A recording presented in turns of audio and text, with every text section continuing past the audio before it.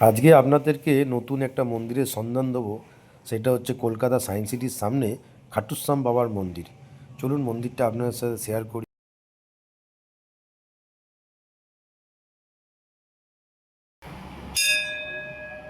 পুজো দেওয়ার ডালা আপনি মন্দিরের পাশ থেকে পেয়ে যাবেন। পেয়ারা, গোলাপ ফুল, আতর, ময়ূরের পালক সবই আমরা এখান থেকে নিয়ে নিলাম।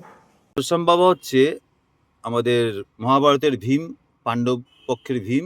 তার ছেলে ঘটোৎকচ, ঘটোৎকচের ছেলে ছিল বর্বরিক। সেই বর্বরিকই হচ্ছে খাটুশ্যাম বাবা। কি করে বর্বরিক থেকে বাবা খাটুশ্যাম হলো? কৌরবের সাথে পাণ্ডবের তখন বর্বরিক এসেছিলেন শ্রীকৃষ্ণের কাছে। শ্রীকৃষ্ণ ছিল তার গুরুদেব।